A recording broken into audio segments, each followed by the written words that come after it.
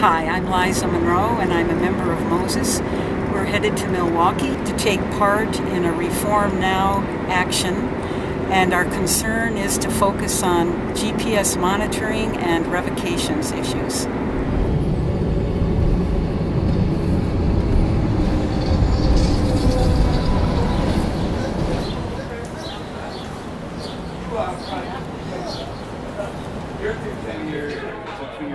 Just on developing greater spirituality. A week in a month or something? Good morning. My name is Lavilia Ball Johnson. We're here in front of St. Ben's Ministry, the Fellowship Hall. We're here today on behalf of the 11 by 15. We have a lot of different organizations coming from throughout the Milwaukee and Wisconsin area. And basically we're focusing on the revocation hearings and GPS system that the DOC has going now that we don't believe is fair. The ratio of false positives was 77-1. Okay?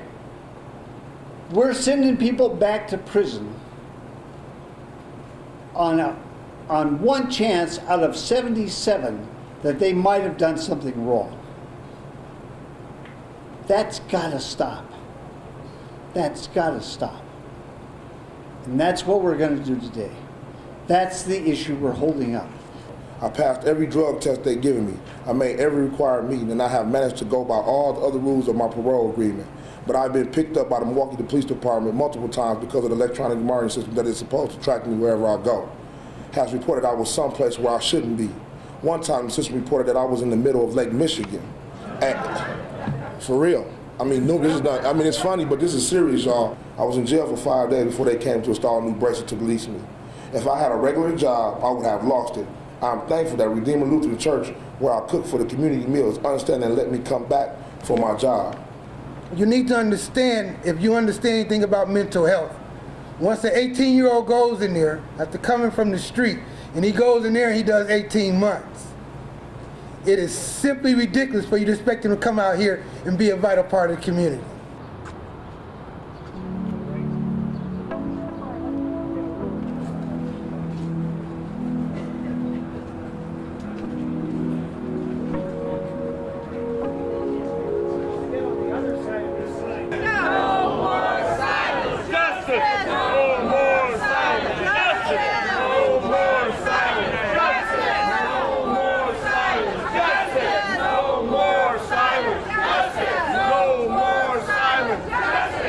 I want to welcome you all to the Wisdom 11 by 15 Comprehensive Prison Reform Program.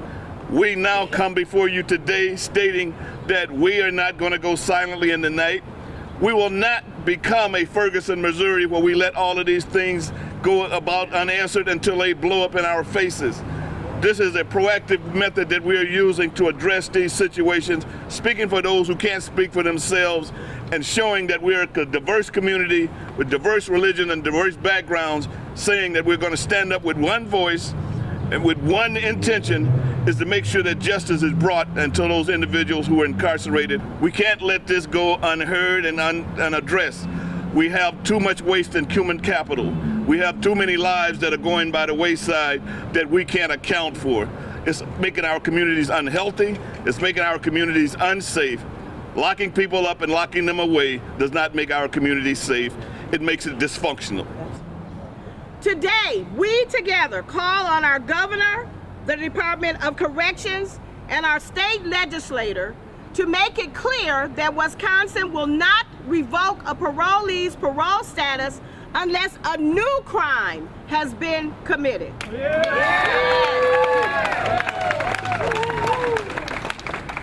We are calling on the Department of Corrections to administer the electronic monitoring program in a way that does not incarcerate a parolee when the GPS equipment goes bad or fails. Dehumanizing people in front of their families and friends. He had a case pending, but the charges were dropped. When the decision was made to revoke his parole, he asked his parole officer, "Why is my parole being revoked?" and she simply said, and I quote, "I want you off my caseload. I want you off my caseload." So he returned to prison and spent a year and 2 months finishing his sentence, prison sentence. Needless to say, for this former offender to have his parole revoked simply because his parole officer didn't want to deal with him no longer, left him with anger and a deep distrust in the correction system. He said he was convinced that the system had no intention to help him succeed. It seemed to him that the system was only intent on punishing, and punishing.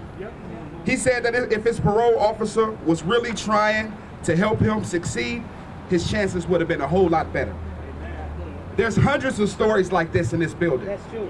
There's hundreds of stories that come through Project Return that we hear about. Now, it's really a shame when someone can make a personal sentiment with the stroke of a pen and destroy your livelihood. That's it. That's it. That is vindictive. And when you're talking about an attitude and power in a position like this with a vindictive attitude, you know what that is? They're no better than the streets they're trying to keep safe. That's it. So that's why we're here, for reform. For these type of policies that shake up and bring down livelihood. No one in Wisconsin should be proud of the fact that our state has the dubious distinction of being the poster child for the mass incarceration of African American males. The cost involved, both economic and social, are staggering. More than any other place in the nation, Wisconsin needs reform in this area. It will require a comprehensive approach. The Milwaukee branch of the NAACP totally supports Micah Wisdom's 11 by 15 initiative. So my question to every one of us and those people who are not here, who should be here, what you gonna do about it? Each one of us have a responsibility for our brothers and sisters who are experiencing inhumane treatment. Because you know what? We legislated it in and we allow it to remain. So we don't only need to knock on DOC's door, we need to knock on our legislators' door. We need to knock on our university doors. We need to knock on our state Supreme Court doors. And we, of course, need to knock on our governor's door. So what I'm saying here, and I can make it long, but I'm going to make it short. You are welcome to join our action meeting. Prison action should be on the ground in Green Bay, in Madison, in Racine, in Kenosha, in Waukesha, because we are all going down together. Under current law, the Department of Corrections may put anyone on GPS supervision for a lifetime. And tragically, the GPS system has a history of sending out false alerts, and in some locations, like concrete buildings, failing to work at all.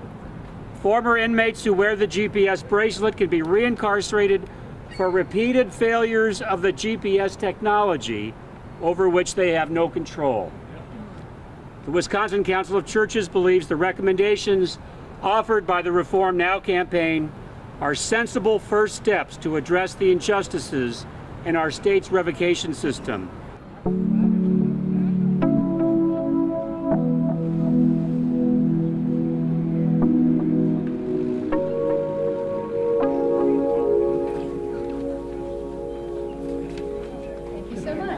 If the two of you would introduce yourselves and just tell us what you will do with the letters.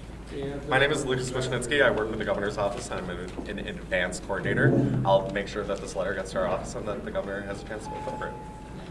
I'm Sarah Watson. I'm a probation post supervisor with the Department of Corrections, and I will make sure that our regional and state management and central office get this letter.